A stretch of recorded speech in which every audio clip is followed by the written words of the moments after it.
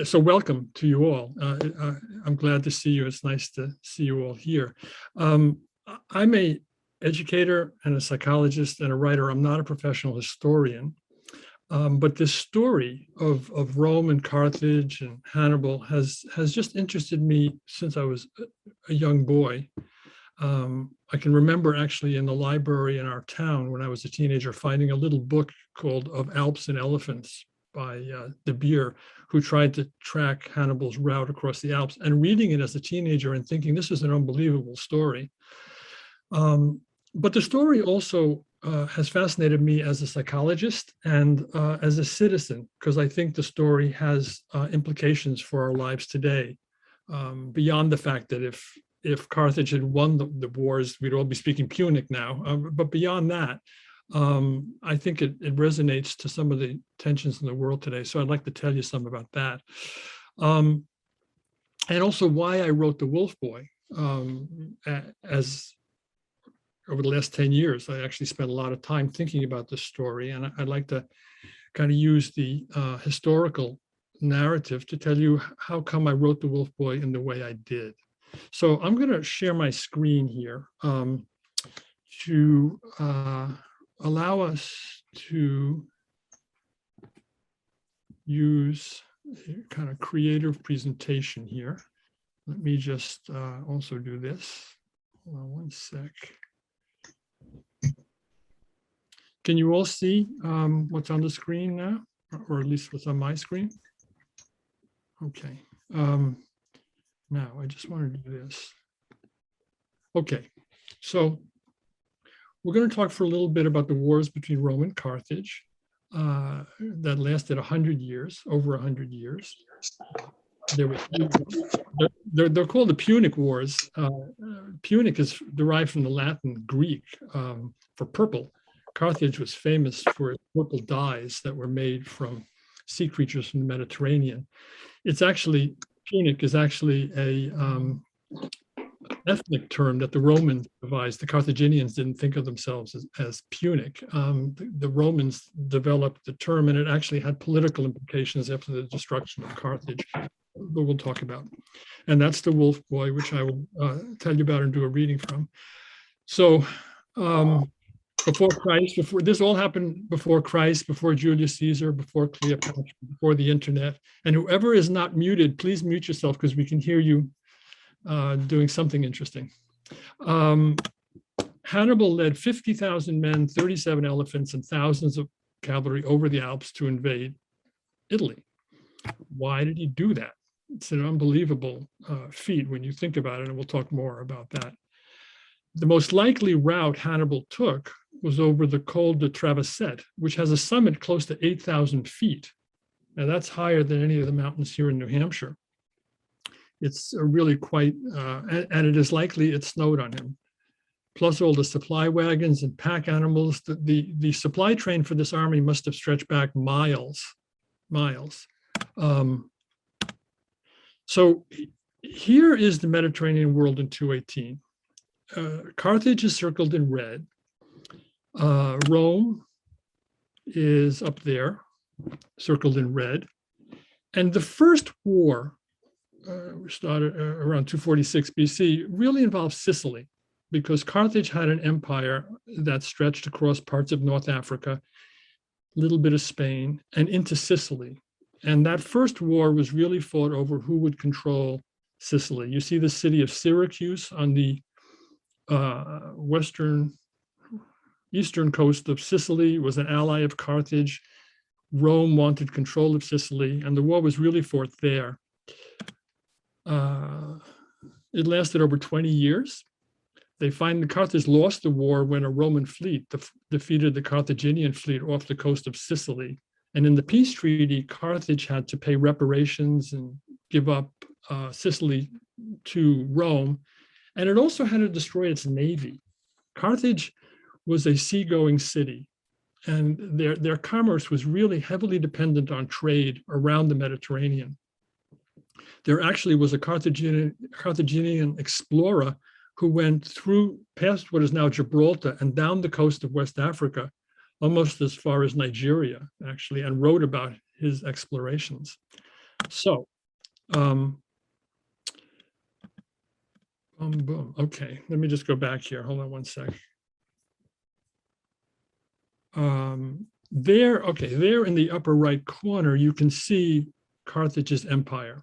So the first war took Sicily away. And to make up for the loss of resources, they began to develop their empire in Spain, which is right here. Right? And we'll talk a little bit more about what happened when after Carthage lost the first war. Hamilcar, who was the Carthaginian general in command of an army in Sicily and also Hannibal's father, developed the idea of using the resources in Spain to compensate for the loss of revenue and resources in Sicily. And he took Hannibal to Spain with him to expand Carthage's empire in Spain, or Iberia, as it was called then. But let's talk a little bit about Carthage itself, because I think it's really helpful to get a sense of the city.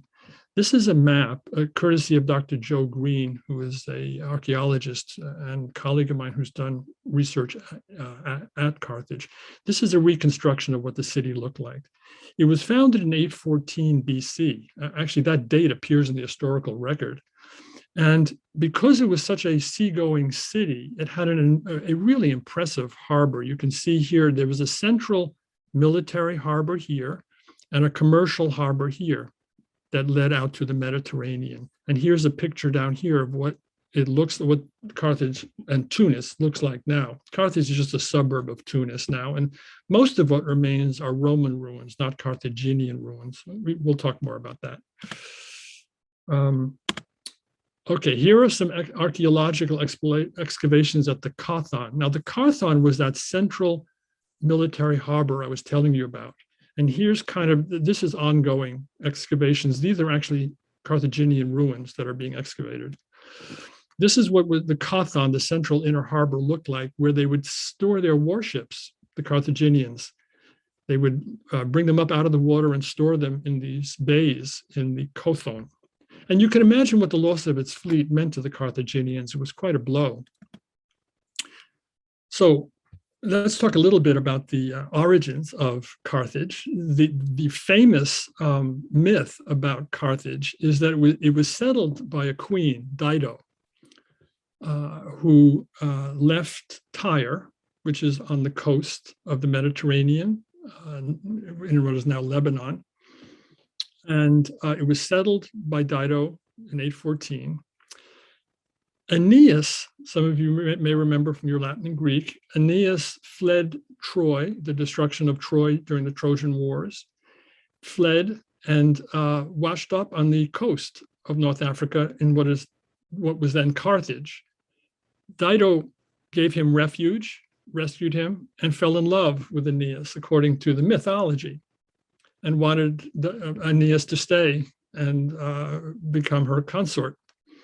Aeneas was refused and was driven by his mythological quest to establish a new city and left to found Rome, to the heartbreak of Dido.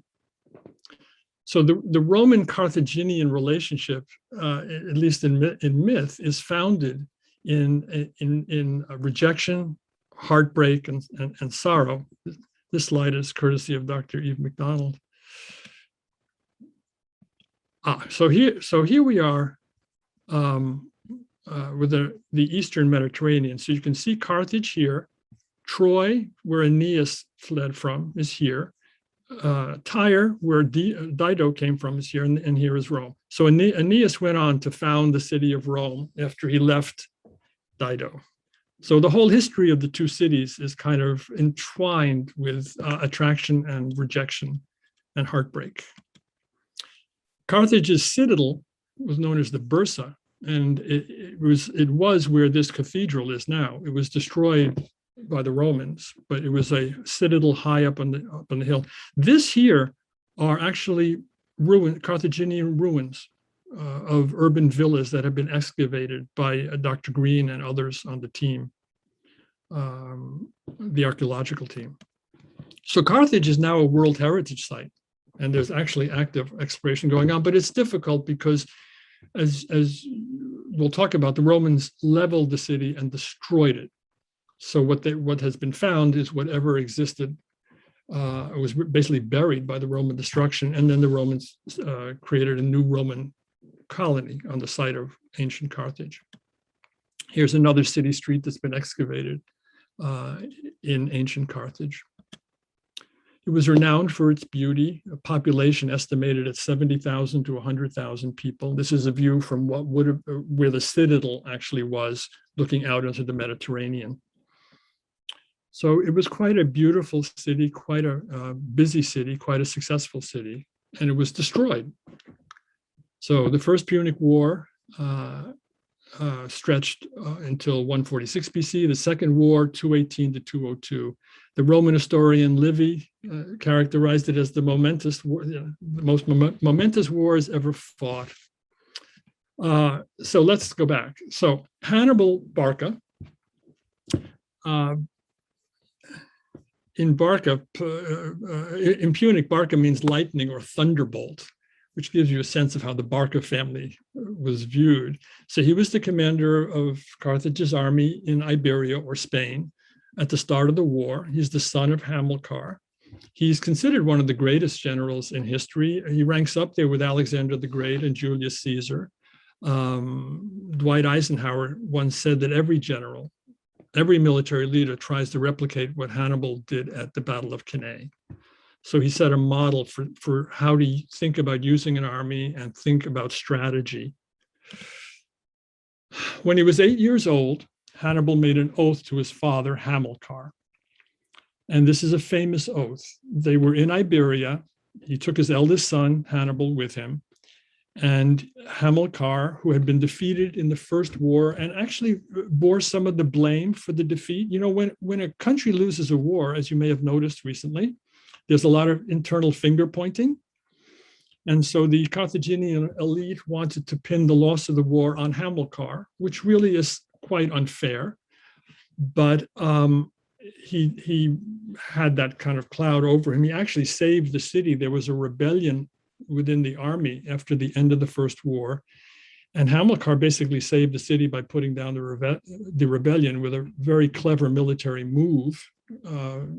But nonetheless, he went to Iberia to restore Carthage's fortunes and his family's fortunes, probably to some extent. And when he was 8 years old, Hamilcar made Hannibal swear an oath of eternal enmity to Rome. And these are two famous paintings of Hannibal's oath. This is an old one from the 1800s of the little boy swearing eternal enmity to Rome. This is a more contemporary version with the boy looking almost like a kid nowadays would look, quite determined, etc.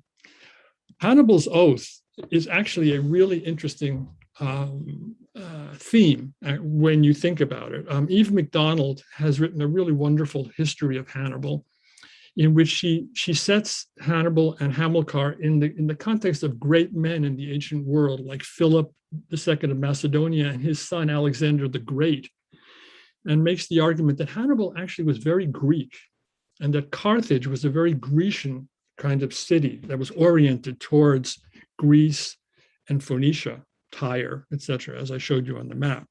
The story of Hannibal's oath kind of resonates to the present day for many sons who may wish to repair an internal image of a wounded father, that Hannibal was going to restore the luster of his father by defeating Rome. There's a psychological theme here too.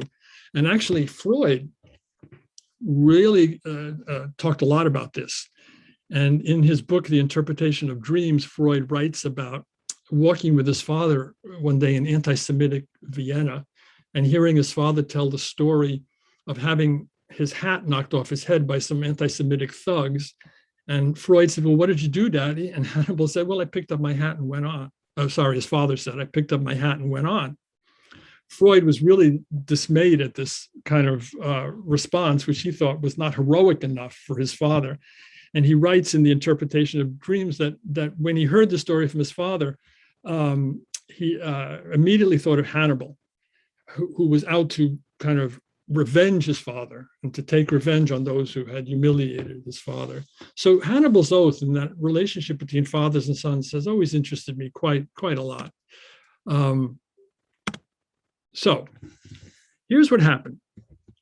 In 218 BC, Hannibal had become commander of Carthage's army because his father had died. Hamilcar drowned during a retreat from an ambush while trying to subdue one of the Iberian tribes. So Hamilcar died, and there was a period of years. 25-year-old Hannibal then became commander of Carthage's army.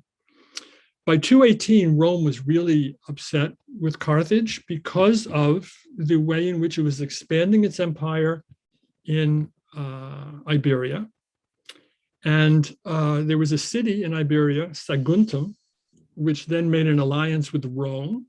And I can show this to you a little more clearly. Oh, no, that's not good. Hold on. We skipped one. Hang on one sec. I want to go back a little bit here. All right, let's do that. Okay, so here was New Carthage, where Hamilcar had essentially established a new city and was expanding Carthage's empire. Saguntum is right here.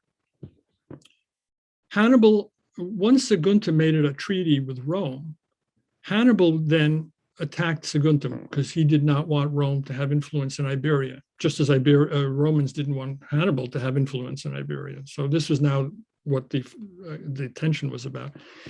Hannibal laid siege to Saguntum and destroyed it, burned it down. It's the only time I can actually think of Hannibal actually besieging a town. My image of Hannibal is he didn't particularly like sieges. He liked more mobile kind of warfare. But anyway, he did it and he destroyed the city, and Rome was furious. So Rome sent a delegation to Carthage and demanded that Carthage turn Hannibal over to them, or there was going to be war.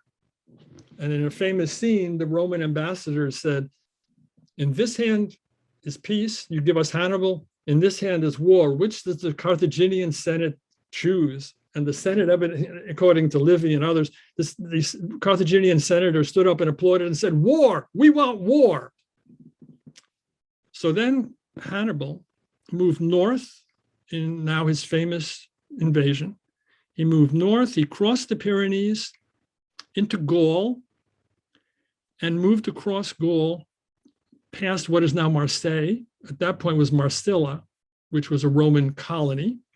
The Romans had no idea where Hannibal was. They thought the war was going to be fought in Iberia, just as the first war had been fought in Sicily. So they didn't know where he was. His army kind of wanted to attack Massila because they thought, this would be good for plunder and booty. The Romans did send an army to Massila to look for him. Hannibal headed north. He said, no. We don't want to fight a war here. We want to fight a war in Italy. We want to fight in Rome's backyard. We don't want to get stuck over here, and certainly don't want to get stuck in Gaul. So he crossed the Rhone River, which, as many of you know, is a fast-flowing, broad river. And this is a famous painting of Hannibal's elephants being ferried across. There's a section in The Wolf Boy, the novel, about how Hannibal was able to get these elephants to walk onto a raft and be ferried across the Rhone River. And I always wondered what it was like for Hannibal crossing this broad river after his father had drowned, actually himself. But anyway, he crossed the Rhone River and headed into the Alps with 40 to 50,000 men, 37 elephants, thousands of mules, oxen, goats, whatever. A note about the elephants. This is a drawing that was made during World War II. The elephants were either African from the Atlas Mountains of Morocco and Algeria, or they may have been Asian elephants from the Near East. It's not entirely clear. But what I do want to say is this was an awful scene for the elephants. And we know now how intelligent and brave elephants are. And I keep thinking about this. During World War II, a caravan of 53 elephants were used to evacuate dozens of women and children from Burma across the mountains to safety in India. And this is a sketch that was made by one of the British leaders of that convoy of 53 elephants ferrying women and children out of Burma to safety. And it included crossing a 270-foot sheer cliff face that was cut out of the mountains. And the 53 elephants walked across a sheer path that was hardly wider than their feet. 270 feet up in the air. They did it because their feet are hinged in such a way that they're incredibly delicate and coordinated and able to cover very thin, small pathways. So I think about this a lot. Even though the elephants themselves in the Hannibal story are actually not a big deal in reality in terms of what they were able to do. He got across the Alps after crossing the Rhone River and all, and through the Alps. The passage through the Alps was really very terrible. And there's a section I'm going to read to you from the Wolf Boy about their passage through the Alps. He came down into Italy, about where modern Turin is, or Turini at that point. And what proceeded to happen were three major victories. There was a victory at the Trebia River, where he routed a Roman army. The Romans apparently thought there was a Gaulish uprising in northern Italy. They had no idea that they were actually facing a Carthaginian general with elephants and everything. They thought the Gauls were upset. So they sent an army north. He met them at the Trebia River, destroyed the army, and moved down south. By now, they knew they had a problem on their hands, the Romans, and they sent another army up north in a hurry. And in what may be one of the largest ambushes in military history, Hannibal caught the army at what is now Lake Trasimene and wiped it out, killed the consul.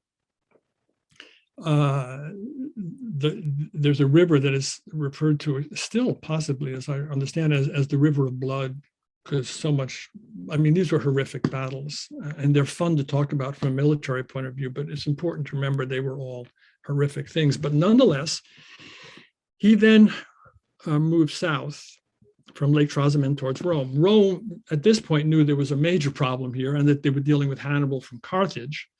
And after having lost two armies, they withdrew and decided they were not going to fight him. And in a famous episode, Fabius Maximus was named consul, commander of the Roman armies, and he said, "We're not going to fight him. We're going to delay." He became known as the delayer because he said, "This guy can't keep an army together in Italy if we don't fight him. How's he going to supply the army? How's he going to do it?" So they just tried to harass him for a year, all around Samnium, here, etc. What Hannibal did was he just started to destroy Roman farms and created havoc in Rome. People evacuated their towns, their farms. They crammed into Rome, seeking safety, until Rome couldn't really deal with this anymore. And Fabius, the delayer, was relieved of his consulship. It came to an end, and Rome appointed two consuls and raised the largest army they had ever raised. The size of it is open to questions. 90,000 men, 100,000. Hannibal had about 40,000 men in his army. And one of the things to remember that has always struck me about Hannibal, when the delayer, Consul Fabius, said, "How will he ever hold an army together in a foreign country?" Hannibal held an army together for 16 years in Italy with insignificant reinforcements from Carthage, which I think is really quite an astonishing act of leadership. The two consuls that Rome appointed were really eager to prove, one in particular was really eager to make his reputation and to defeat this hated Hannibal. So they took this army that was too big to be defeated. It was so large that nobody could imagine that this Carthaginian was going to prevail. And they met at the Battle of Cannae. And I won't go into all the details. It'd be kind of, if you're interested, over time. But he destroyed the army. His 40,000 men, he devised a really brilliant military strategy that's been used ever since, in over and over and over again. It's called double envelopment, where the center of your line retreats intentionally while your two sides move forward and basically envelop the opposing army.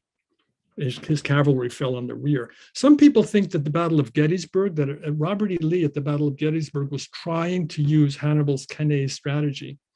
There's controversy about whether Robert E. Lee was really trying to use Hannibal's strategy, but many, many generals have tried to use it over and over. So this Battle of Cannae happened, 216. The Romans were destroyed.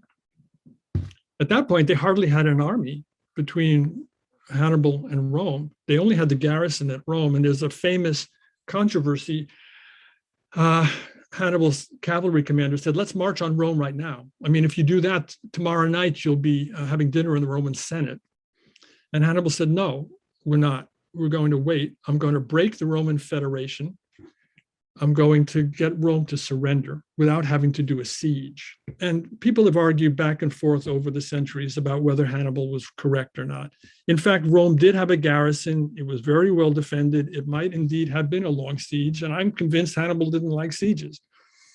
And to support Hannibal, Capua, right here, the second largest city in Italy after Cannae, came over and declared its allegiance to Carthage. And Hannibal then spent the winter in the luxuries of Capua, which had a very famous perfume market for those of you who are interested.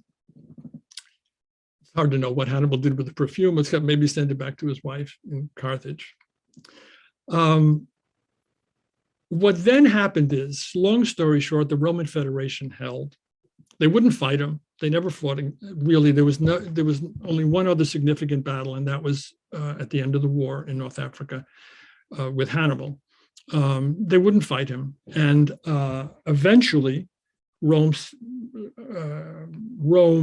achieved significant victories in Iberia, and they landed an army on the shore of North Africa. Let me see if I have a slide I can illustrate this. Well, anyway, they landed a slide on the shore of North Africa.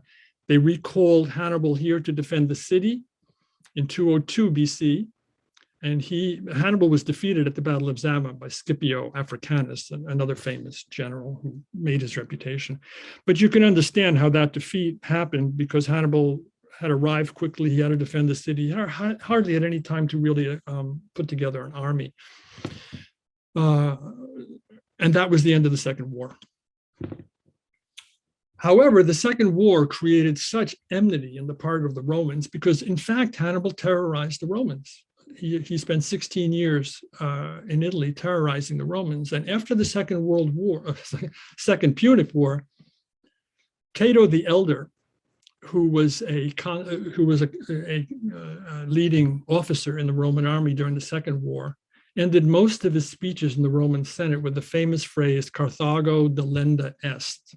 Carthage must be destroyed. Now, this is even though the Second War ended with a very heavy peace settlement that Carthage had to pay all kinds of reparations, etc. But it's a testament to the Carthaginians and to Hannibal that even though they lost that Second War and had to pay heavy reparations, the city rebounded. Hannibal became a leading figure in Carthaginian politics. He became a leading magistrate, leader in the Senate. And Rome hated him and was continued to be threatened by the existence of Carthage. So a third war happened. Carthage kind of Rome needed land for their expanding population. They had basically othered the Carthaginians, making them into evil others. And so what happened was a third war, they actually forced Hannibal to flee for his life. Hannibal fled to the Eastern Mediterranean, which is where Carthage kind of was in terms of its history. And he advised various kings who were trying to resist the Roman expansion into Greece and eastward. Carthage itself tried to kind of make a peace with Rome, but it continued to grow. Carthage did and succeed. And Rome finally came to Carthage and demanded more reparations. Carthage kind of agreed, and they said, oh, and one other thing. You have to leave the city and go 10 miles inland and not live near the sea at all anymore. You can continue to exist 10 miles inland if you no longer have access to the sea and leave the city. So Carthage at that point knew that this was life or death. And so they said no. And they actually mounted a quite intense and, to their credit, successful for 2 years resistance to the siege by the Romans. But the odds against them were overwhelming. And eventually, the city's walls were breached. And there's some heartbreaking and famous accounts of the end of mothers and children throwing themselves into funeral pyres rather than surrendering and becoming slaves to the Romans. The Romans burned Carthage to the ground. Carthage had quite a library, and it was lost forever. It was parts of it must have been burnt, but parts of it were given to the roving to the Libyan tribes in North Africa, and it was lost to history. An entire culture and civilization destroyed. The burning of the library in Alexandria in Egypt, the Spanish burning of the Mayan libraries, and the Roman burning of the Carthaginian libraries. I mean, these are great losses to all of us, and it fascinated me. So Rome had to, in a way, like all victors, had to justify what happened. So what we get is a kind of Roman hatred of Carthage. This is the Aeneid, the famous Aeneid by Virgil, in which you can see here an ancient town was seated on the sea, a Tyrian from Tyre, colony, stout for war, studious of their trade, beloved by Juno, the god of war, more than her own Argos, the seat of awful empire. It's all Carthage's fault. They were really bad people. And of course, the myth of Hannibal continues up to the present day. Some of you probably know the Hannibal series by Thomas Harris.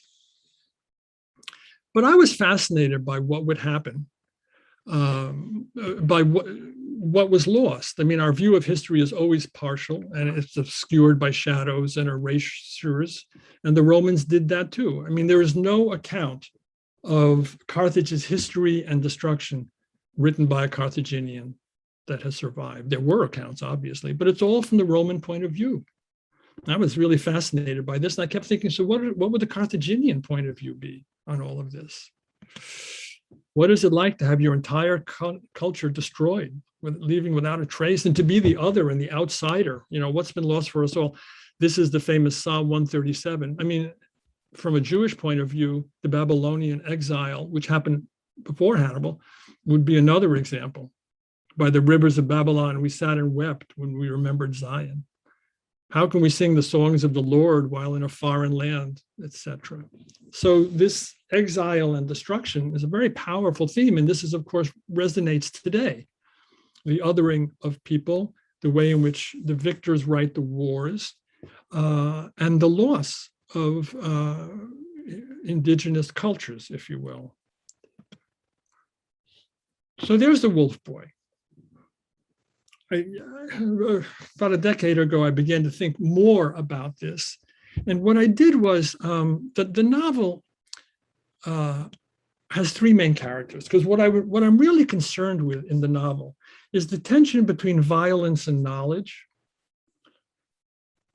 the loss of the libraries, the loss of learning in the face of great violence has fascinated me for a long time. So I there's three central characters in this story. There's the young Hannibal, about to begin a war. So he's in Iberia, and he's destroyed Saguntum. The Romans want his head, and Carthage has said no.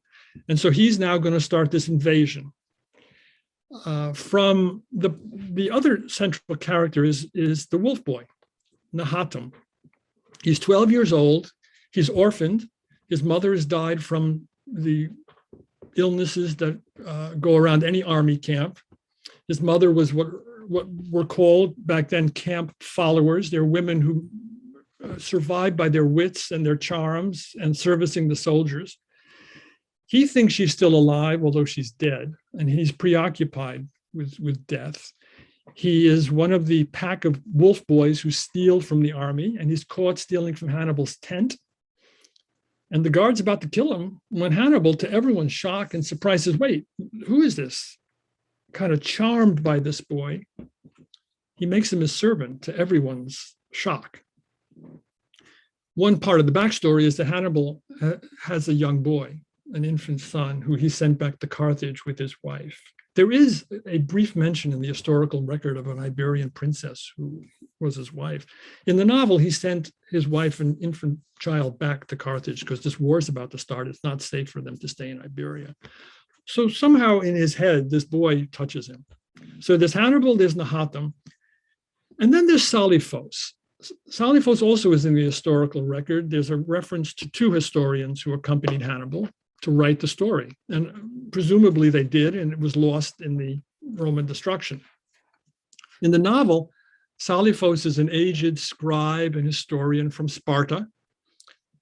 And from Nahatam's point of view, these two people represent two different things.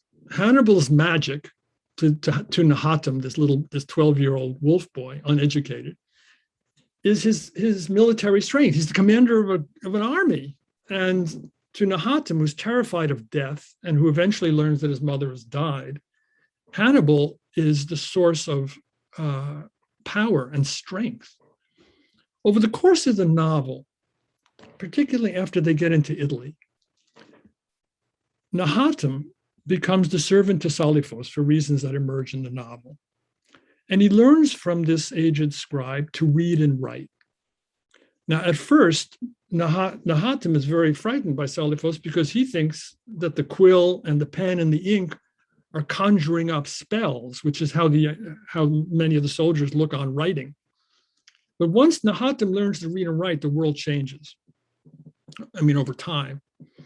And at the Battle of Cannae, that horrible, incredible victory in which death was everywhere, Nahatam, who has become now at this point able to fight and is part of Hannibal's retinue, is basically experiencing a traumatic moment. And I think I'll tell you that he deserts at that point. He makes an amazing choice. It's not even a choice. He's in the middle of a traumatic war moment in which he just wanders off the battlefield and joins a group of Romans who are just trying to get away.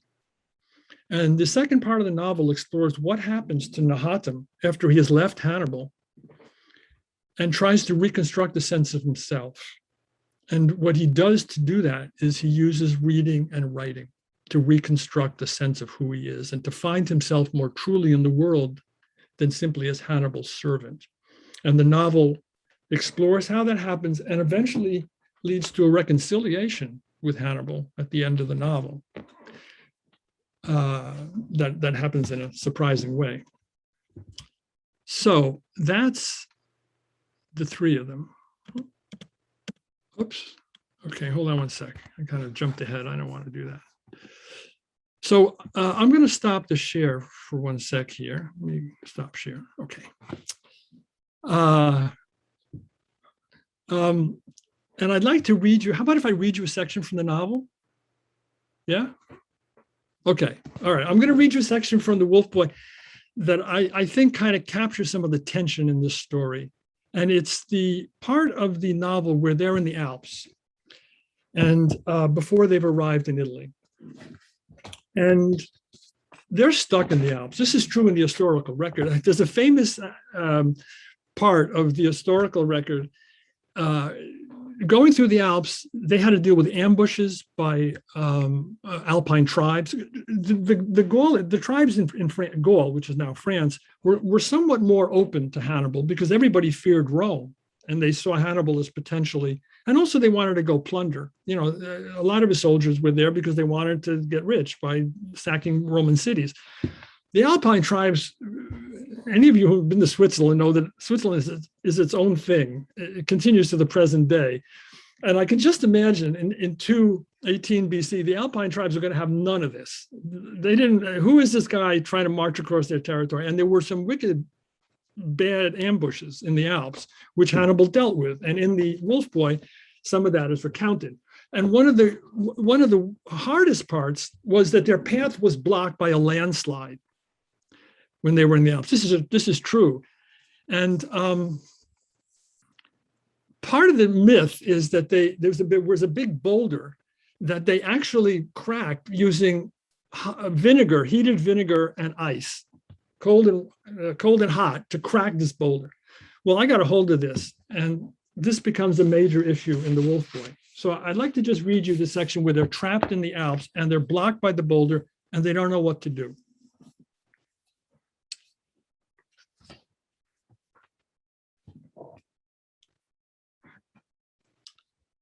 Nahatam sat huddled on the trail, watching the lower trail, his pike beside him.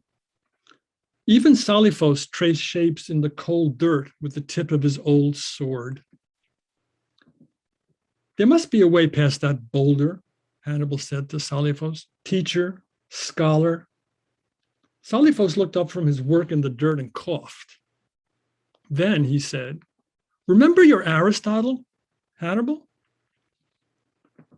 Of course, Hannibal replied. We read him when you taught me Greek. Hannibal worked his jaw against the hard layer of breath frozen on his cheeks, lips, mouth. Salifos coughed again, wrapped the blanket more tightly around himself. Then he said, Aristotle wrote about the effect of hot and cold substances in rapid succession on substances. He claimed that all objects were composed of tiny substances, which he called atoms. Heat, he suggested, makes these atoms move very fast and cold slows them down. Hannibal sighed. He thought, the cold has addled the old man's thinking. This is so sad. How does this help? He said. Salifos sneezed, further evidence that the old man was in the grip of an illness. So, Hannibal thought, we're to die in these mountains, and one of the saddest pieces is that I've led this fine old man up to his death, as I've led thousands of others. There was not even a fire to warm Salifos as he coughed to death. This is unbearable, Hannibal thought.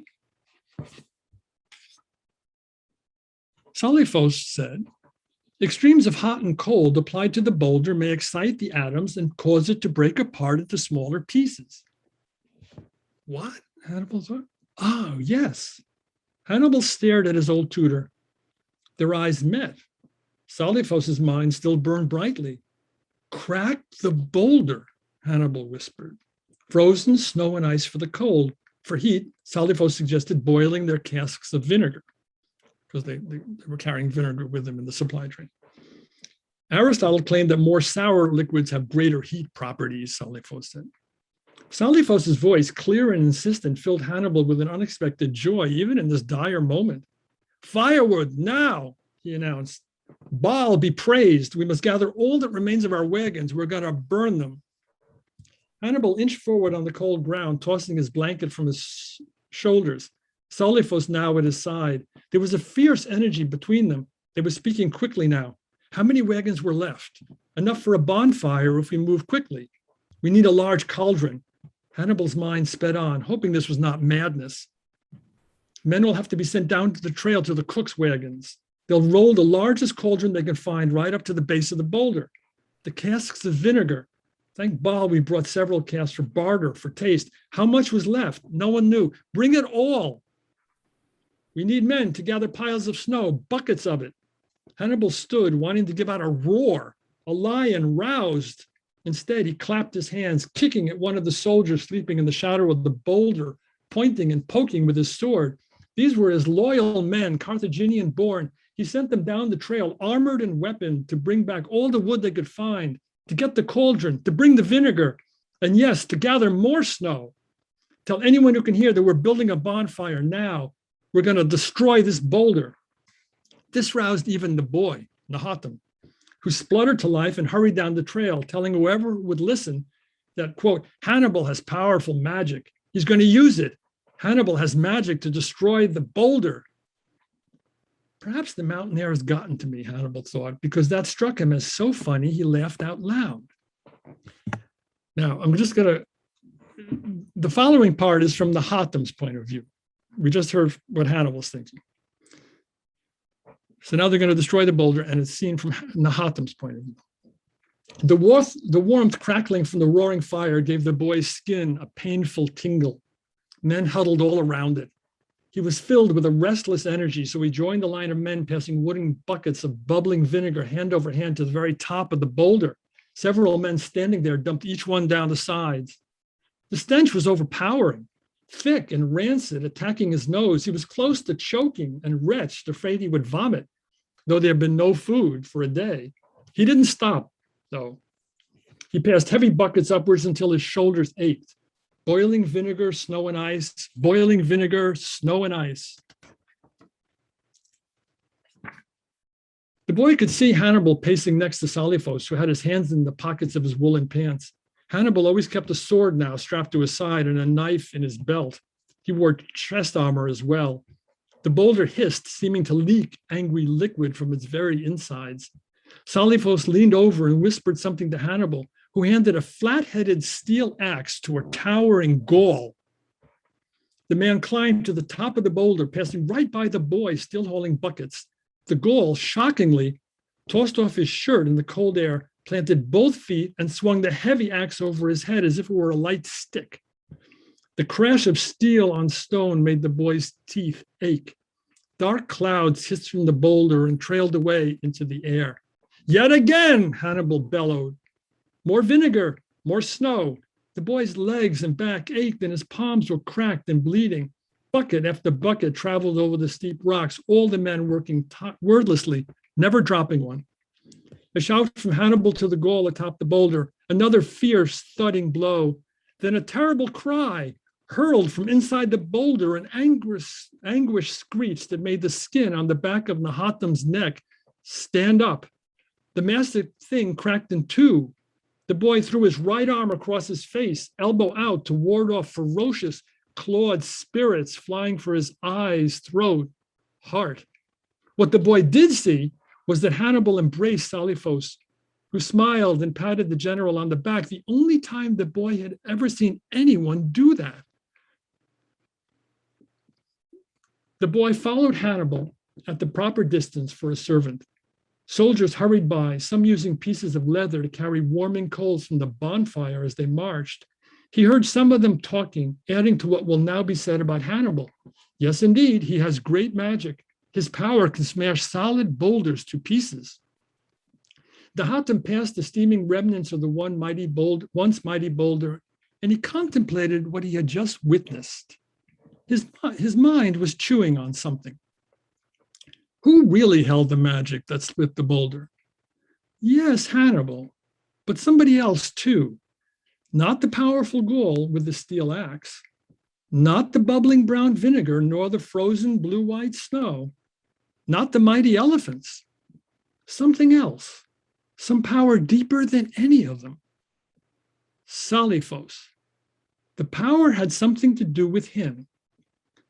His power came from this man Aristotle, a wise Greek who was dead, judging from the talk last night, but was judging from the talk last night when his teeth were chattering so much Nahatam could hardly sleep, but whose spirit was alive, honored and happy in the words written on the papyrus that Salifos had read and had long ago made Hannibal read, and which Hannibal had forgotten, but Salifos had remembered.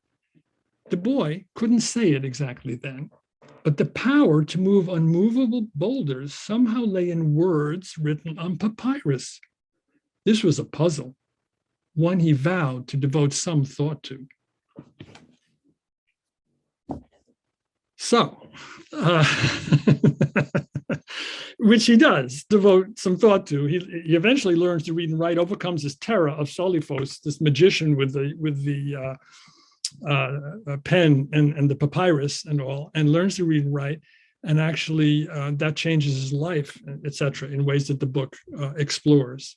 So I think I'll stop there and open it up for any questions or discussions here.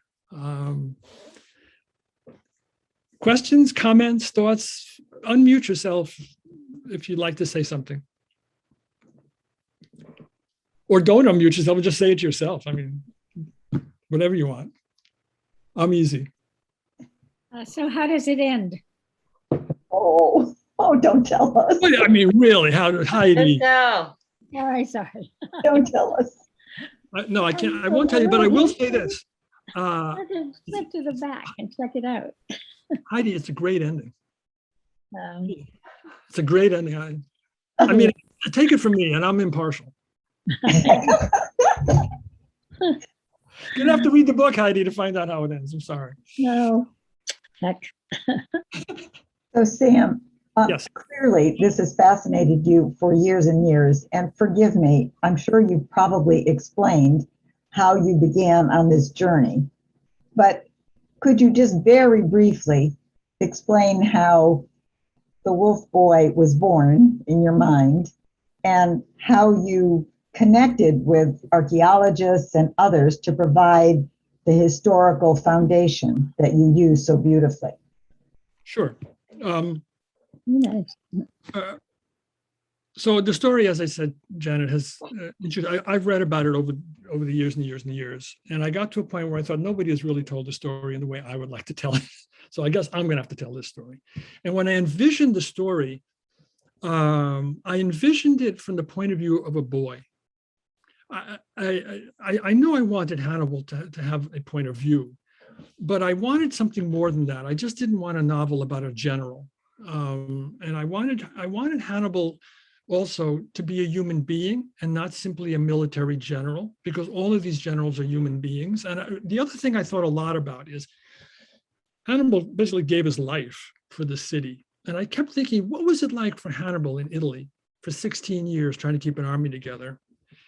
My hunch is he spent less time in Carthage than he did in Iberia and Italy. And so I wanted him to be a human being. And I envisioned him in relation to a young boy. And that's simply how, and then I thought the young boy has to have a point of view. He has to be a character in this story, because I love young boys. I love how they see the world, and I love trying to think about how they see the world. And so I wanted to think about how in 218 BC, a boy might see the world, which is an act of hubris, but nonetheless. This boy's name, Franz asked me, where's the name come from? And to be honest, the name just came out of the ether. In envisioning this boy, my name is Nahatam. And I've lost my mother. I'm one of these wild boys who live on the edge of an army. And I would have been dead in most situations because I would have been caught stealing and the guard would have killed me. But Hannibal, as a human being, hears this boy's yelling. He's just sent his infant son back to Carthage. And he's kind of interested. What is that? And it touches something in Hannibal, this kid. So anyway, does that answer your question, Janet? But the archaeologist connections. Oh, okay, those people. Well, I spent some time in Carthage. I went there in graduate school. This is a funny story. I'll briefly tell you. I was there in 1968. I was doing research for my dissertation at Harvard in psychology, and I finagled money to go to Carthage, to Tunis, because I wanted to go to Carthage. It was not essential to my research, but I somehow justified it. And Harvard had a research project in North Africa at that point. So I spent the summer in Carthage, in Tunis, because Carthage, it was very disappointing. It hardly existed. The president's palace is in Carthage, but the ruins are not very impressive. 2 years ago, when I started to talk about the book and all, I went to some lectures by Joe Green, who's just a really interesting man, who is the assistant director of the Harvard Semitic Museum. And he gave some lectures on Carthage. And we began to talk. And I said, he was there in the early 70s. And he said at one point, that was the first time Harvard was in Tunis, was in the early 70s. And I said, no, actually not. And it turned out he hadn't known about the psychology research that was going on in Tunis. And it made me feel very old that I was there even before he got there. But nonetheless, he's been very helpful to me, and we've talked a lot about his research. Eve MacDonald is a professor in England, and she's written some wonderful stuff, and she and I have corresponded about our work, and I very much admire her take on Carthage. Her work really is how Rome constructed Carthage and how our view of Carthage is so dependent on a Roman view. And what does this mean that a victor comes to tell the story of the defeated? And she does a lovely job in her book of writing a history of Hannibal. Somebody else, Rob? Rob. Demute yourself, unmute yourself. Can't hear you. You got to unmute yourself. Yoo-hoo, stop talking. And I was in the wrong place. My apologies, everybody. So Sam, you, when you came into this, and you didn't touch on this in your talk, but I got to ask you, you came into this with some experience understanding and dealing with the people who had post-traumatic stress or combat trauma. Yes. And it becomes a part of a theme in the book as it goes on.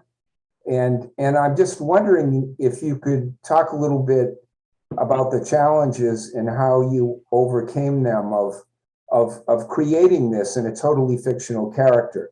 And I'll say that a lot of people have written about post-traumatic stress in fictional characters from World War II or World War I or whatever, with all the knowledge we have now. And Jonathan Shea went back to the Trojan Wars and his characters who were real, Agamemnon and Achilles and those guys, they were developed by Homer. They existed already to a sense, and he had something to work on.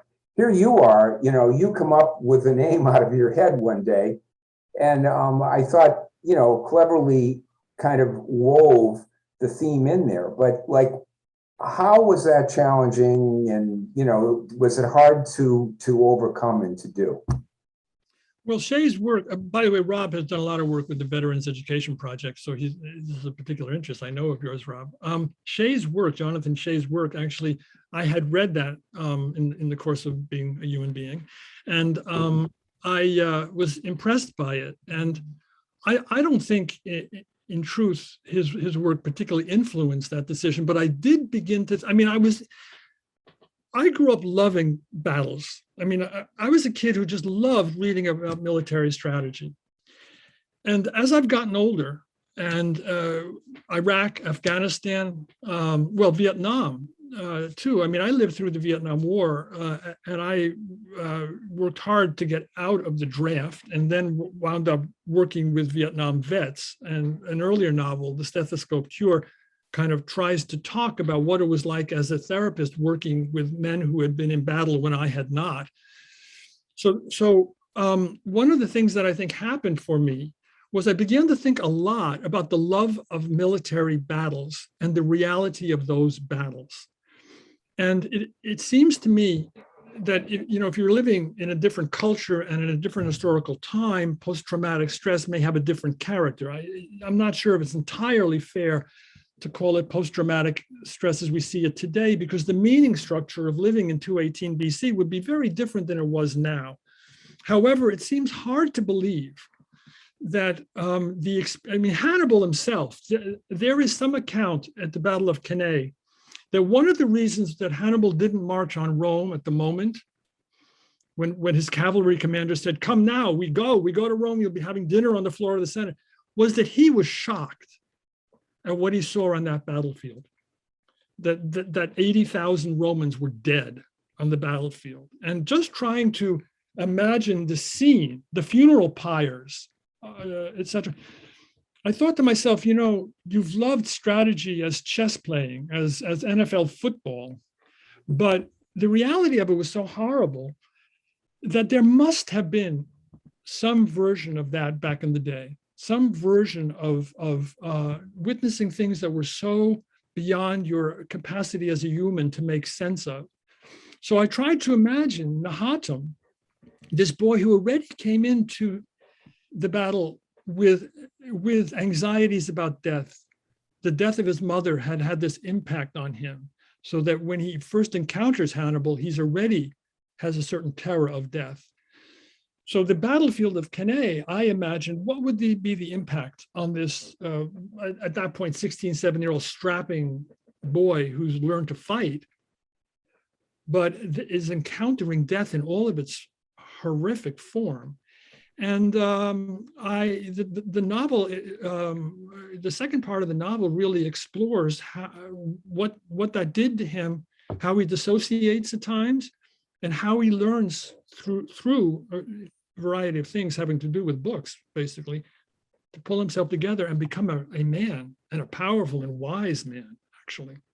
So I don't know if that answers your question, but it really wasn't that hard to do. I'll let you tell me whether it feels realistic or not. But it felt very real as I was writing it, very real. Well, And I thought I thought it was well done, and as you were talking, I was thinking that many war veterans have followed the same path that Nathaniel followed. You know, by rejecting war and choosing another, either activism or some other thing, art, music, or whatever. And I don't know if you were conscious of that as you developed his character, but it's happening now anyways, and maybe it was happening then, because that whole culture, not just the military, had to be traumatized by war in one way or another. Well, the Romans were traumatized by, I mean, to some extent, Cato the Elder, Carthago de Landaes, I mean, you know, we're speculating here, but it is very clear that the Romans were traumatized by Hannibal. You know, there's stories even now that Roman mothers call their kids back in from play, you know, Hannibal is at the gates, come, Hannibal at the gates. You know, this resonated, and the destruction of Carthage in part reflected some of the trauma of those wars on the Romans. There was something else I wanted to say about this, but I can't quite remember. Well, it'll come back. Oh yes, for Nahatam, part of the tension in the novel and part of the difficulty, and vets now may feel that, Nahatam betrayed the only father he knew when he deserted Hannibal. And the second part of the novel, Heidi, to get back to your question, the second part of the novel in part turns on what Nahatam does with his shame about having deserted the only man he really knew as a father. And that becomes a central theme in the second, because he has to reconcile not only who he is, but he has to also reconcile what he did with Hannibal and who Hannibal was. And that becomes a central part of what happens in the second part of the novel. Well, thank you. And I'll just close by saying the Stethoscope Cure is a really great read. Thank you, Rob. Thank you. Thank you. What else can I tell you? Have we done it? Oh, please. Who's got a question?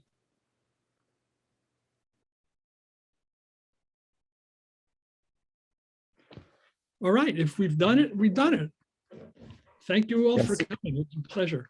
I want to just thank you for writing the book, because, you know, the topic, as I told you when we met in our Zoom meeting, is a topic that is central. I mean, that is a big part of my teaching Latin to the kids at the school where I teach. Yes. So you making this a central theme of a book about the effect of war. That's so I can't wait to read the book. I haven't read it yet, but I have it right here. Yay! I love it. Well, and thank you for offering to talk to my kids when we come to that topic, and I look forward to it. Yeah, me too, Franz. I do too. One of my hopes is that thoughtful teachers such as yourself will use this in their teaching, because I think it does add a dimension. So I'm very much looking forward to that, Franz. Thank you. And let me know what you think of the book. Okay. All right, everybody. Thank you Thanks for being much. here. Bye. Thanks, Sam. A pleasure. Great to see you all. Bye.